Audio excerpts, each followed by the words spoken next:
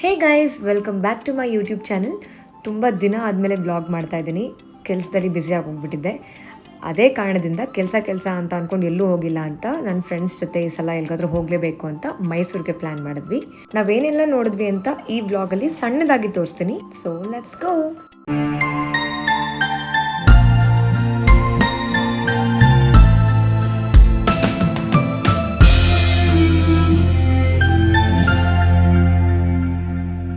ನಾವು ಆ್ಯಕ್ಚುಲಿ ಹಿಮವದ್ ಗೋಪಾಲ ಸ್ವಾಮಿ ಟೆಂಪಲ್ಗೆ ಹೋಗಬೇಕು ಅಂತ ಅರ್ಲಿ ಮಾರ್ನಿಂಗ್ 5:30ಗೆ ಮನೆ ಬಿಟ್ವಿ. ಆನ್ ದ ವೇ ಬರ್ತಾ ಕಾಮತ್ ಹೋಟೆಲ್ ಹತ್ರ ಸ್ಟಾಪ್ ಮಾಡಿ ತಿಂಡಿ ಮಾಡೋಣ ಅಂತ ನಿಲ್ಸಿದ್ವಿ. ಆ್ಯಕ್ಚುಲಿ ನಾವು ಯಾವಾಗ ಮೈಸೂರಿಗೆ ಹೊರಟ್ರು ಬ್ರೇಕ್ಫಾಸ್ಟ್ಗೆ ಅಂತ ಕಾಮತ್ ಹೋಟೆಲ್ಗೆ ಬರ್ತೀವಿ, ಬಿಕಾಸ್ ಅಲ್ಲಿ ಟೇಸ್ಟ್ ತುಂಬ ಚೆನ್ನಾಗಿರುತ್ತೆ.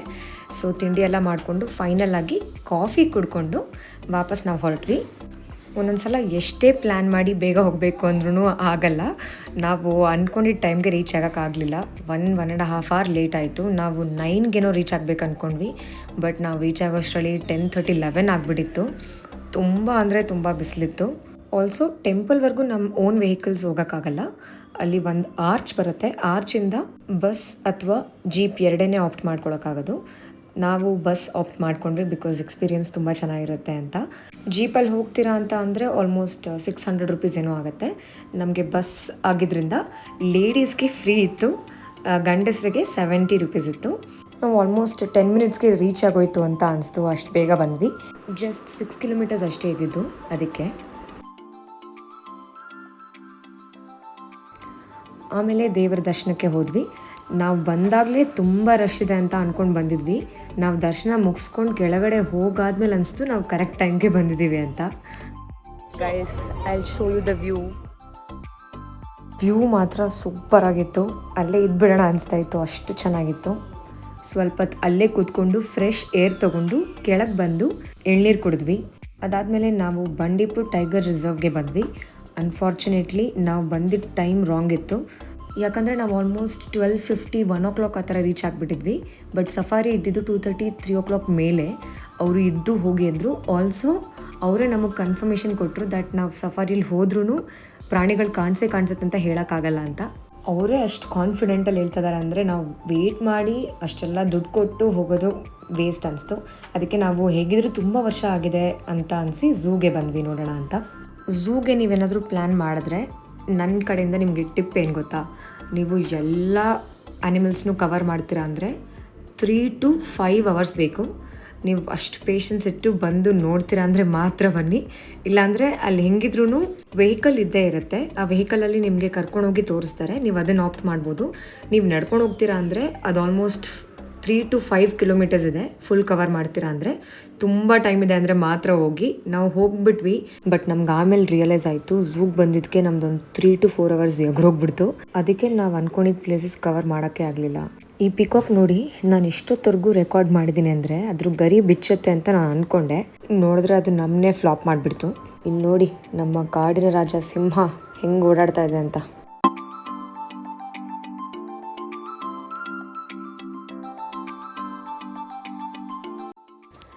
Here comes my favourite. But ಅದ್ರ ಕಾಲ್ಗೆ ಚೈನ್ ಹಾಕಿದ್ದು ನೋಡಿ ತುಂಬ ಬೇಜಾರಾಯಿತು. ಅಟ್ಲೀಸ್ಟ್ ಅಲ್ಲಾದರೂ ಫ್ರೀಯಾಗಿ ನಡೆಯೋಕ್ಕೆ ಬಿಟ್ಟಿರ್ತಾರೆ ಅಂದರೆ ಅಲ್ಲೂ ಫ್ರೀಯಾಗಿ ನಡೆಯೋಕ್ಕೆ ಬಿಟ್ಟಿರಲಿಲ್ಲ. ನಾನು ಆಲ್ಮೋಸ್ಟ್ ಎಲ್ಲ ಪ್ರಾಣಿಗಳ ವೀಡಿಯೋನು ಮಾಡ್ಕೊಂಡಿದ್ದೀನಿ. ಇಲ್ಲಿ ಹಾಕ್ತಾ ಇಲ್ಲ ಬಿಕಾಸ್ ಲ್ಯಾಗ್ ಆಗಿಬಿಡುತ್ತೆ ವೀಡಿಯೋ. ಇನ್ನೊಂದು ವೀಡಿಯೋಲಿ ಝೂನಲ್ಲಿ ನೋಡಿದಂಥ ಪ್ರಾಣಿಗಳದ್ದೇ ಸಪ್ರೇಟಾಗಿ ಮಾಡಿ ಹಾಕ್ತೀನಿ. ಇದು ನೋಡಿ ಈ ಕರಡಿ ಎಷ್ಟು ಕ್ಯೂಟಾಗಿ ಕೂತ್ಕೊಳ್ಳುತ್ತೆ ಅಂತ.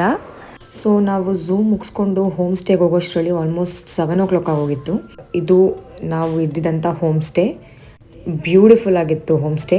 ಇದು ನೈಟ್ ಲುಕ್. ಮಾರ್ನಿಂಗ್ ವ್ಯೂ ಕೂಡ ತೋರಿಸ್ತೀನಿ. ತುಂಬ ಚೆನ್ನಾಗಿತ್ತು. ನೀವು ಯಾರ್ಯಾರು ಹೋಗ್ತೀರಾ ಅಂದರೆ ನೀವು ಡೆಫಿನೆಟ್ಲಿ ಟ್ರೈ ಮಾಡ್ಬೋದು. ತುಂಬ ಚೆನ್ನಾಗಿದೆ. ಈ ಹೋಮ್ ಸ್ಟೇ ಹೆಸರು ಬಂದುಬಿಟ್ಟು ಅವನಿ ಹಾಲಿಡೇ ಹೋಮ್ ಅಂತ. ಮೈಸೂರು ಹತ್ರನೇ ಬರುತ್ತೆ. ನಿಮ್ಗೆ ಯಾರಿಗಾರು ಇಷ್ಟ ಆಯಿತು ಹೋಗಬೇಕು ಅನಿಸಿದ್ರೆ ಕಾಂಟ್ಯಾಕ್ಟ್ ಡೀಟೇಲ್ಸ್ ಹಾಕಿರ್ತೀನಿ, ಚೆಕ್ ಮಾಡಿ. ಸೊ ಇದು ಆಲ್ಮೋಸ್ಟ್ 1 BHK ಹೋಮ್ ಥರನೇ.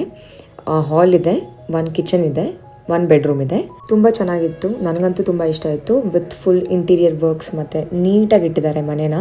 Coming back to the food, ಟೇಸ್ಟಿಯಾಗಿತ್ತು. ಒಬ್ಬರು ಆಂಟಿ ಮಾಡಿಕೊಟ್ಟಿದ್ದು ನಮಗೆ. ಅವ್ರು ಅಲ್ಲೇ ಸ್ಟೇ ಮಾಡ್ತಾರೆ. ಬೇಸಿಕ್ಲಿ ನೀವೇನು ಚೂಸ್ ಮಾಡಿರ್ತೀರ ಸ್ಟೇ ಮಾಡೋಕ್ಕೆ, ಅದ್ರ ಪ್ರಕಾರ ಅವ್ರು ಪ್ಲ್ಯಾನ್ ಮಾಡ್ಕೋತಾರೆ. ನಾವು ಈವ್ನಿಂಗ್ ಸ್ನ್ಯಾಕ್ಸ್ ಮತ್ತು dinner, next day morning breakfast choose ಮಾಡಿದ್ವಿ. ಸೊ ಅದ್ರ ಪ್ರಕಾರನೇ ಮಾಡಿಕೊಟ್ರು. ಎಲ್ಲ ತುಂಬ ಚೆನ್ನಾಗಿತ್ತು. ಸೊ ನಾವು ಹೋಗಿದ್ದೆ ಆಲ್ಮೋಸ್ಟ್ 8:30 ನಾವು ರೀಚ್ ಆದಾಗ ನೈಟು. ಬಾರ್ಬಿಕ್ಯೂ ಮಾಡೋಣ ಅಂತ ಫುಲ್ ಸೆಟ್ ಮಾಡ್ಕೊತಾ ಇದ್ವಿ. ನನ್ನ ಫ್ರೆಂಡು ಬಾರ್ಬಿಕ್ಯೂಗೆ ಏನೇನು ಬೇಕು ಎಲ್ಲ ರೆಡಿ ಮಾಡ್ಕೊತಿದ್ದಾಳೆ. ನಾನು ವೆಜಿಟೇಬಲ್ಸ್ನೆಲ್ಲ ಕಟ್ ಮಾಡಿ ರೆಡಿ ಮಾಡಿಟ್ಟಿದ್ದೆ.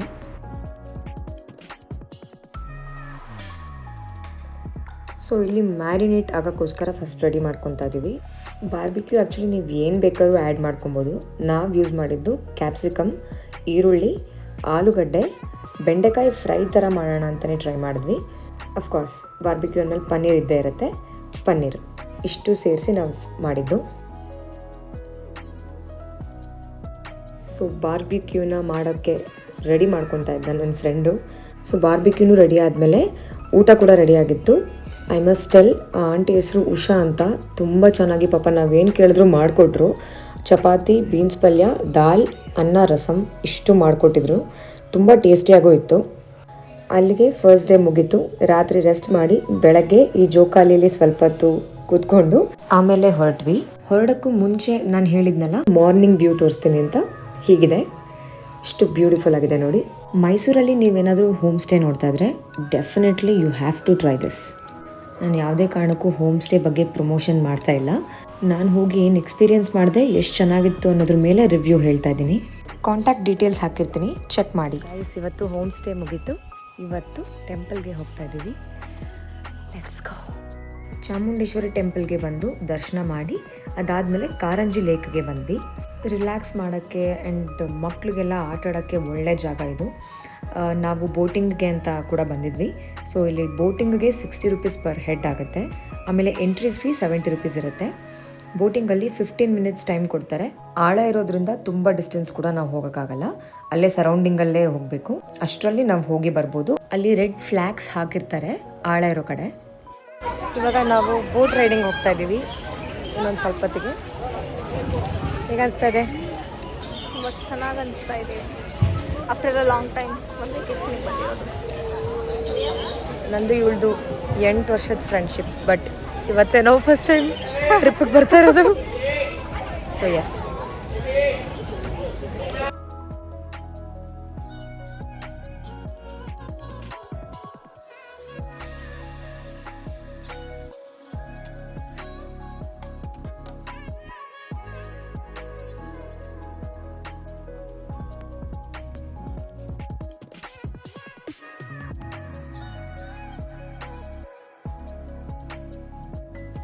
ಅಲ್ಲಿ ನೋಡಿ ಫೌಂಟೇನ್ ಹತ್ರ ನಿಮಗೆ ರೈನ್ಬೋ ಕಾಣ್ತಾ ಇರ್ಬೋದಲ್ಲ, ಎಷ್ಟು ಬ್ಯೂಟಿಫುಲ್ ಆಗಿದೆ.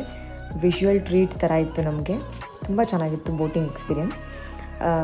ಬಟ್ ಪೆಡ್ಲಿಂಗ್ ನಾವೇ ಮಾಡೋದ್ರಿಂದ ಸ್ವಲ್ಪ ಕಾಲು ನೋತು. ಅದರ್ವೈಸ್ ಎಕ್ಸ್ಪೀರಿಯೆನ್ಸ್ ತುಂಬ ಚೆನ್ನಾಗಿತ್ತು. ಅದಾದಮೇಲೆ ನಾವು ಬಂದಿದ್ದೆ ಆಕ್ವಾ ವರ್ಲ್ಡ್ ಅಂಡರ್ ವಾಟರ್ ಝೂಗೆ. ಸೊ ಇಲ್ಲಿ completely different varieties of fishes ಇರುತ್ತೆ, ಅದನ್ನು ನೋಡಬಹುದು. ಇದ್ರ ಎಂಟ್ರಿ ಫೀಸ್ ಬಂದುಬಿಟ್ಟು 299 ರೂಪೀಸ್ ಪರ್ ಹೆಡ್ ಆಗುತ್ತೆ. ಟು ಬಿ ವೆರಿ ಆನೆಸ್ಟ್, ನನ್ನ ರಿವ್ಯೂ ಬಂದುಬಿಟ್ಟು ಮಕ್ಕಳಿಗೆ ಇದು ತುಂಬ ಇಷ್ಟ ಆಗುತ್ತೆ ದ್ಯಾನ್ ಯಂಗ್ಸ್ಟರ್ಸ್. ಇಲ್ಲಿ ತುಂಬ ಫಿಶಸ್ ಇದೆ ಹೌದು, ಬಟ್ ಒಂದು ಕಡೆ ಮಾತ್ರ ನಿಮಗೆ ತುಂಬ ಇಷ್ಟ ಆಗಬಹುದು. ಸ್ಟಾರ್ಟಿಂಗ್ ಇನಿಷಿಯಲಲ್ಲಿ ಏನೇನು ನೋಡ್ತೀರೋ ಅದೆಲ್ಲ ನಾರ್ಮಲ್ ಫಿಶಸ್ ಅಷ್ಟೇ. ಲಾಸ್ಟಲ್ಲಿ ಇನ್ನೇನು ಎಕ್ಸಿಟ್ ಆಗ್ತೀವಿ ಅನ್ನೋವಾಗ ಅಲ್ಲಿ ಚೆನ್ನಾಗಿ ಮಾಡಿದ್ದಾರೆ. Because obviously to end up in a good note ಥರ. ಆಲ್ಸೋ ಫಿಶ್ ಫುಡ್ ಅವೈಲೇಬಲ್ ಇರುತ್ತೆ. ಒಂದು ಬಾಟಲ್ಗೆ 50 ರೂಪೀಸ್ ಆ ಥರ ನೀವು ತೊಗೊಂಡು ಫಿಶ್ಗೆ ಹಾಕ್ಬೋದು. ಒಂದಷ್ಟು ಡಿಫ್ರೆಂಟ್ ಫಿಶಸ್ನ ಕ್ಯಾಪ್ಚರ್ ಮಾಡಿ ನಿಮಗೋಸ್ಕರ ಹಾಕ್ತಾಯಿದ್ದೀನಿ. Hope you guys enjoy it.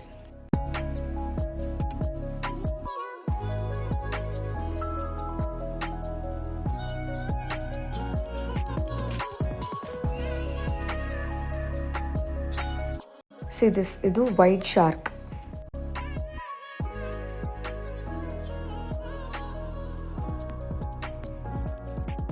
So ಇಲ್ಲಿಂದ ಆ್ಯಕ್ಚುಲಾಗಿ ಚೆನ್ನಾಗಿದೆ.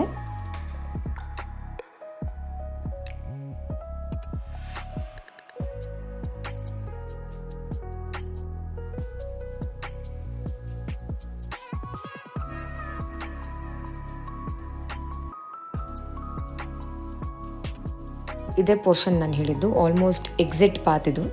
ಇಲ್ಲಿ ತುಂಬ ಚೆನ್ನಾಗಿ ಮಾಡಿದ್ದಾರೆ.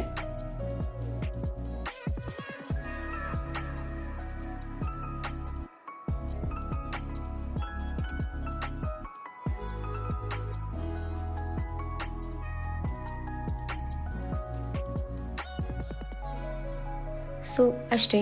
ಇದಾದಮೇಲೆ ನಾವು ಮಿರರ್ ಮೇಜ್ಗೆ ಹೋದ್ವಿ. ಇದು ಆಚೆಯಿಂದನೂ ತುಂಬ ಚೆನ್ನಾಗಿದೆ. ಪರ್ ಹೆಡ್ ಮಿರರ್ ಮೇಜ್ಗೆ ನಾವು ಕೊಟ್ಟಿದ್ದು 50 ರುಪೀಸು. ನಿಮ್ಮ ಗಾಡಿ ಗೊತ್ತಿರುತ್ತೆ ಮಿರರ್ ಮೇಜ್ ಹೇಗೆ ಅಂತ. ಪಾತ್ನ ಹುಡ್ಕೊಂಡು ಹೋಗಬೇಕಾಗುತ್ತೆ, ಎಲ್ಲ ಕಡೆ ಮಿರರ್ ಇರುತ್ತೆ. ಸೊ ಚೆನ್ನಾಗಿತ್ತು. 3 ಲೆವೆಲ್ಸ್ ಥರ ಇತ್ತು. ತುಂಬ ಹೊತ್ತು ಹುಡ್ಕಾಡೋ ಥರ ಎಲ್ಲ ಏನೂ ಇರಲಿಲ್ಲ.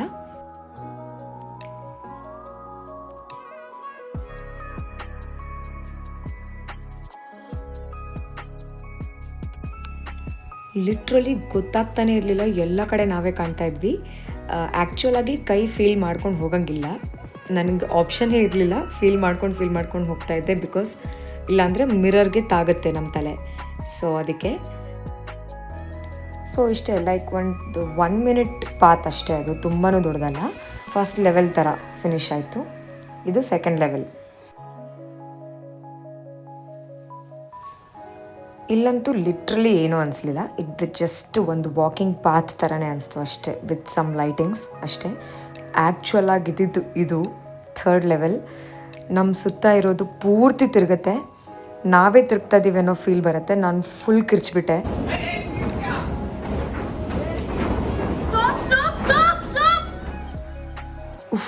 ಲಿಟ್ರಲಿ ನಾನು ಫುಲ್ಲು ಭಯ ಬಿದ್ದುಬಿಟ್ಟಿದ್ದೆ. ಆ್ಯಕ್ಚುಲಾಗಿ ನಾವು ತಿರುಗ್ತಾನೆ ಇರಲ್ಲ, ಬಟ್ ಅಲ್ಲಿ ಹೋದ್ರೆ ನಮ್ಗೆ ಅದು ಅನ್ಸೋದೇ ಇಲ್ಲ, ನಾವೇ ತಿರುಗ್ತಾ ಇದ್ದೀವಿ ಅಂತ ಅನಿಸುತ್ತೆ. ಚೆನ್ನಾಗಿತ್ತು ಅದು ಕೂಡ. 50 ರುಪೀಸ್ ವರ್ತ್ ಅನಿಸ್ತು. ಅದಾದಮೇಲೆ ನಾವು ಬಂದಿದ್ದೆ ಬಲ್ಮುರಿ ಫಾಲ್ಸ್ಗೆ. ನಾವು ಆ್ಯಕ್ಚುಲಿ ಸಮ್ಮರ್ ಅಲ್ವಾ, ನೀರಿರುತ್ತೋ ಇಲ್ವೋ ಬಲ್ಮುರಿಯಲ್ಲಿ ಅಂತ ಅಂದ್ಕೊಂಡು ಜಸ್ಟ್ ಟ್ರೈ ಮಾಡೋಣ ಅಂತ ಬಂದ್ವಿ. ಬಟ್ ಆ್ಯಕ್ಚುಲಿ ಬ್ಯೂಟಿಫುಲ್ ಆಗಿತ್ತು. ನೀರಲ್ಲಿ ಇಳಿದು ಆಟ ಆಡೋಕ್ಕೆಲ್ಲ ಆಗಲಿಲ್ಲ, ಬಿಕಾಸ್ ಬೇರೆ ಪ್ಲೇಸ್ಗೆ ಹೋಗಬೇಕಾಗಿತ್ತು. ಅದಕ್ಕೆ ಸುಮ್ಮನೆ ಹಾಗೆ ವಾಕ್ ಮಾಡ್ತಾಯಿದ್ದೆ.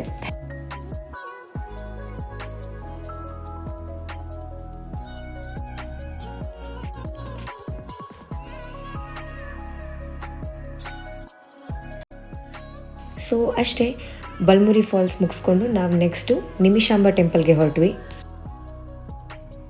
ಯೂಶಲಿ ನಿಮಿಷಾಂಬ ಟೆಂಪಲ್ ತುಂಬ ರಶ್ ಇರುತ್ತೆ. ಲಕ್ಕಿಲಿ ನಾವು ಹೋಗಿದ್ದ ದಿನ ಫುಲ್ ಖಾಲಿ ಇತ್ತು.